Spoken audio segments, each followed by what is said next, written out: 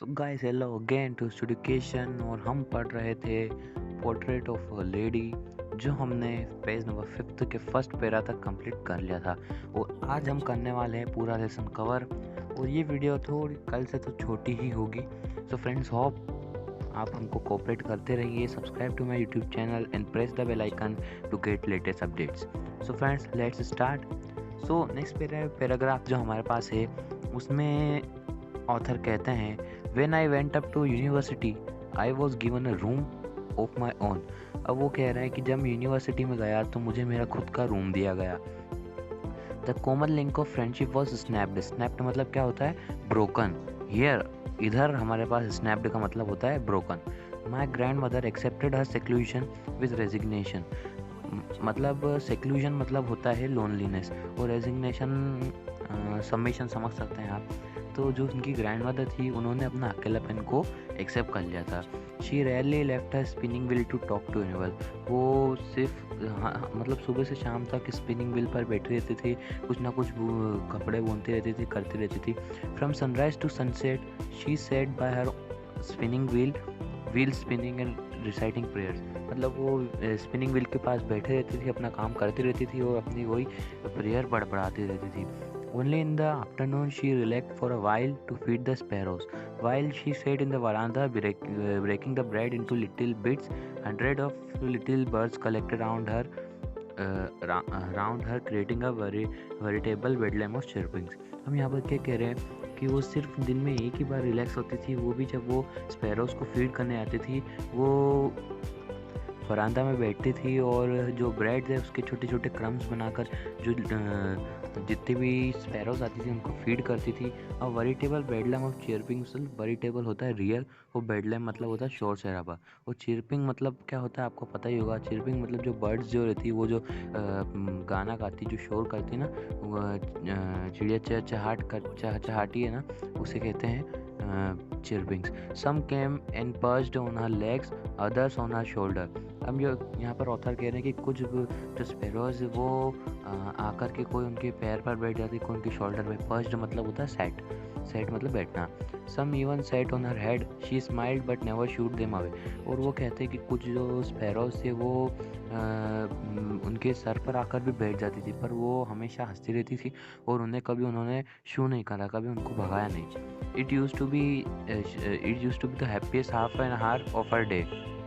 और ये जो रहता है, ये है ना, जो आधा घंटा था, ये पूरे दिन का सबसे हैप्पीएस्ट हाफ एन आवर था उनके लिए। तो फ्रेंड्स, अब आते हैं हम नेक्स्ट पैराग्राफ पर। ये पैराग्राफ तो बहुत ही ईजी था और बहुत ही इंटरेस्टिंग भी था ये। अब नेक्स्ट पैराग्राफ में ऑथर कह रहे हैं कि when I decided to go abroad for the further studies I was sure that my grandmother would be upset. I would be away for 5 years in her age, one can never tell. अब यहाँ पर कह रहे हैं author कि मैंने जब decide करा आगे फर्दर स्टडीज़ के लिए अब्रॉड जाने के लिए, तब मुझे पता था कि मेरी ग्रैंड मदर बहुत ज़्यादा अपसेट होंगी। आई would be all way for 5 years। अब वो कह रहे हैं कि मैं 5 year उनसे दूर रहने वाला था। And at her age one could never tell. अब वो बोल रहे हैं कि मेरी ग्रैंड मदर के एज देखते हो तो कोई कह नहीं सकता कि मैं आऊँगा तब तक मेरी ग्रैंड मदर जिंदा भी रहे या नहीं। But my grand mother good, पर उनकी ग्रैंड मदर खुद ही जानती थी वो। She was not even sentimental. वो कह रहे कि वो उनकी ग्रैंड मदर सेंटिमेंटल भी नहीं थी जब वो जा रहे थे। She came to leave me at the railway station but did not talk or show any emotion. Her lips moved in prayer, her mind was lost in prayer. अब वो कह रहे हैं कि उनकी ग्रैंड माँ उनको रेलवे स्टेशन तक छोड़ने भी आई थी, और उनके जो लिप्स थे वो हमेशा की तरह प्रेयर गा रही थी, और उनका माइंड भी प्रेयर के अंदर ही खो गया था। Her fingers were busy telling the beads of a rosary. वो अपनी फिंगर से जो माला जप रही थी। Silently she kissed my forehead, and when I left, the moist imprint as perhaps the last sign of physical contact between us. अब यहाँ पर वो कह रहे हैं उनकी ग्रैंड मदर आई और उन्होंने उन्हें फोरहेड पर किस करा, और वो जो उन्हें लग रहा था कि ये जो मॉइस्ट इम्प्रिंट है, ये शायद आखिरी बार देखने को मिलेगा उनको। शायद ये उनकी ग्रैंड मदर के बीच में आखिरी फिजिकल कांटेक्ट है, वैसा उनको लग रहा था। क्योंकि उनको लग रहा था कि कहीं जब तक वो आएंगे लौट कर, तब तक वो उनकी ग्रैंड मदर जिंदा होंगे या नहीं। फिर नेक्स्ट पैराग्राफ में वो ऑथर कह रहे हैं कि अब नेक्स्ट पैराग्राफ में ऑथर कह रहे हैं कि बट वैसा बिल्कुल नहीं था। जब वो 5 इयर्स के बाद घर पर आए तो उन्होंने उनकी ग्रैंड मदर को स्टेशन पर देखा और वो वापस से वही लाइन दोहरा रहे हैं। वो यही कह रहे हैं कि she did not look at day older, she still had no time for words and she clasped me in her arms. I could hear her reciting prayers. अब वो कह रहे हैं कि वो बिल्कुल भी एक दिन भी बूढ़ी नहीं लग रही थी। वो बिल्कुल वैसे कैसे ही अपने मन में जो प्रेयर बड़बड़ाई थी उन्होंने उन्हें अपने आर्म्स में बहुत टाइटली पकड़ा और उनकी रिसाइटिंग प्रेयर्स को वो सुन पा रहे थे। Even on the first day of my arrival, her happiest moment with her sparrows, whom she fed longer, and with frivolous rebukes. अब वो यहाँ पर कह रहे हैं कि जब वो घर पर आए थे उस दिन भी जो सबसे हैप्पीएस्ट मोमेंट था वो अभी भी उनके लिए स्पैरोस को फीड करना ही था। हम नेक्स्ट पैराग्राफ में आ गए हैं और नेक्स्ट पैराग्राफ में कहते हैं कि in the evening a change came over her, she did not pray, she collected the women of neighbourhood, got a old drum and started to sing. और वो कह रहे हैं कि इस शाम को उनमें कुछ चेंज नज़र आया। वो प्रे नहीं कर रही थी और उन्होंने आसपास की पड़ोस की जितनी भी वुमेन थे उनको एक साथ बुला लिया और वो एक ओल्ड पुराना जो ड्रम था उसको पीट कर बजाने लगे और गाना गाने लगे। For several hours she thumped the sagging skins of the dilapidated drum and sang of the homecoming of warriors. और वो कह रहे थे कि उन्होंने बहुत ज़ोर से उसको बजाया, उसको जो ड्रम की जो ढीली जो स्किन थी ड्रम के ऊपर का कवर जो था, मतलब जो जिस पर अपन बीट करते हैं वो भी उस पर ज़ोर से कूट के होम कमिंग ऑफ वॉरियर्स वो गा रहे थे। We had to persuade her to stop or to avoid the overstraining. अब हमारे ऑथर कह रहे कि हम सब ने घर वालों ने उन्हें कन्विंस करा कि आप रुक जाइए, इतनी ज़ोर से मत करिए, आपको थकान होगी, पर वो नहीं माने। That was the first time since I known her that she did not pray. अब वो ऑथर कह रहे कि वो जो पहली बार था जब मुझे ऐसा लगा, मतलब मुझे देखने में आया कि उन्होंने प्रे नहीं करा है और वो ऐसा कर रहे हैं। The next morning she was taken ill. अब इसमें बता रहे कि अगले ही सुबह वो उनको कुछ बुखार आ गया, उनकी तबीयत ख़राब हो गई। It was a mild fever and doctor told us that it would go. अब वो कह रहे हैं कि डॉक्टर ने बताया कि वो हल्का फीवर है उनको और वो चला जाएगा। But my grand mother thought differently. अब वो कह रहे कि पर उनकी जो ग्रैंड मदर था उन्होंने अलग सोचा। She told us that her and was near. और वो कह रहे हैं कि उनकी ग्रैंड मदर को सोचने में ये आया कि अब वो उनका अंत होने वाला है, मतलब वो her death is near her only. और वो कह रहे हैं कि उनकी डेथ उनके पास आ गई थी। She said that since only a few hours before the close of last chapter of life she had omitted to pray, she was not going to waste any more time to talking us. और वो कह रहे हैं कि जो जैसे कि उन्होंने बताया कि उनका एंड आ चुका था, वो उनकी डेथ पास में आ चुकी थी, तो उन्हें ये महसूस हुआ था। तो उन्होंने उनको जैसे ही पता चला कि ऐसा होने वाला है तो उन्होंने हमसे बात करने में टाइम वेस्ट नहीं करा, वो आपस से उनकी प्रे करने लगी। We protested.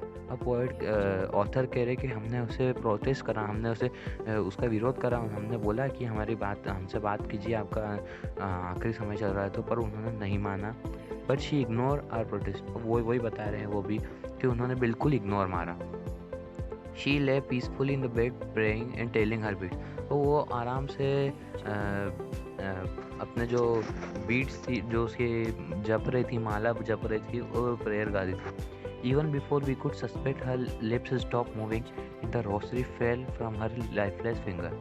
अब वो कहते कि हम कुछ भी कहते या कुछ भी सुनते या कुछ भी करते, उतने में उनके जो लिप्स थे वो रुक गए, वो बोलना बंद कर दिया और उनकी जो माला थी जपते थे वो उनकी लाइफलेस, मतलब उनकी जो लाइफलेस फिंगर हो गई थी, जो उनकी डेथ हो चुकी थी, उनकी जो फिंगर थी वो उस पे से वो गिर गई थी, फैल गई, I mean it was felled. अब नीचे वो कह रहे हैं कि a peaceful pallor spread on her face and we knew that she was dead. अब यहाँ पर ऑथर कह रहे हैं कि पीसफुल पैलोर मतलब होता है बीइंग लाइफलेस। अब यहाँ कह रहे हैं कि वो उनके फेस पर पूरा लाइफलेस का सा छा गया था और हम समझ गए थे कि अब वो उनकी डेथ हो चुकी है। अब नेक्स्ट पैराग्राफ में क्या कह रहे हैं वो, जो ये आखिरी पैराग्राफ है हमारे चैप्टर का। नेक्स्ट पैराग्राफ में ऑथर कह रहे हैं कि हमने उन्हें बेड पे से उठाया और रिवाज के अनुसार उनको नीचे ज़मीन पर लेटा दिया और उनको रेड श्राउड से कवर कर दिया। After a few hours of morning we left her alone to make arrangement of her funeral. अब वो कह रहे हैं कि कुछ देर रोना गाना और अपना जो सौरो था उसको एक्सप्रेस करने के बाद हमने उनको अकेला छोड़ दिया और फ्यूनरल मतलब उनके अंतिम संस्कार की तैयारी में लग गए। In the evening we went to her room and crude stretcher to take her to cremated. अब वो यहाँ पर पोइट कह रहे हैं, ऑथर कह रहे हैं कि वो लोग उनके रूम में गए और एक स्ट्रेचर जो जिस पर ले जाते हैं जो डेड बॉडी है उसको लेकर गए ताकि उनको लेकर जा सके। The sun was setting and had lit her room and veranda with blaze of golden light. अब वो कह रहे थे कि जो सन था वो डूबने वाला था और जो वरांदा जो विंडोज़ थी उन सब में से golden blaze of golden light आ रही थी। We stop halfway in the courtyard all over the veranda and in her room right up to where she lay dead and stiff wrapped in the red shroud. Thousands of sparrows sat scattered on the floor. अब वो कह रहे कि जैसे हम उनको लेकर बाहर आए वरांदा के बाद तो हमने देखा कि बहुत सारे करीबन 1000 जो स्पैरोज थी वो वहाँ पर नीचे फ्लोर पर आकर बैठ गई है। उनमें से कोई भी चहचहाट नहीं कर रही थी, सब बिल्कुल शांत बैठी हुई थी। We felt sorry for the birds and my mother fetched some bread for them. अब हमको ऐसा लगा कि अब इन बर्ड्स को फीड करने वाला कोई नहीं आएगा। हमको बहुत दुख हुआ उस बात पर और मेरी मदर ने कुछ एक ब्रेड का जो क्रम्स करके उनको डाल दिया। She broke it into little crumbs in the way my grandmother used to and throw it them. बिल्कुल वही बोला है कि जैसे मेरी ग्रैंड मदर उसको चूरा करके डालती थी, जो क्रम्स थे उसको देती थी, वैसे ही करा उन्होंने। The sparrows took no notice of the bread. अब वो कह रहे कि स्पैरोज जो थी उन्होंने कुछ भी नोटिस नहीं करा कि साइड में ब्रेड क्रम्स है या उन्होंने खाया नहीं। एक्चुअली जो स्पैरोज थे वो भी बिल्कुल सोरोफुल हो चुकी थी। When we carried my grandmother's corpse off, they flew away quietly. अब वो कह रहे कि जब हमने हमारी ग्रैंड मदर की डेड बॉडी को उठाया तो वो सारी उड़ गई। Next morning the sweeper sweep the bread crumbs into the dustbin. और अगले ही मॉर्निंग जो स्वीपर जो सफाई कर्मी होता है, जो सफाई करने वाला रहता है, उसने सारे ब्रेड क्रम्स को डस्टबिन में फेंक दिया।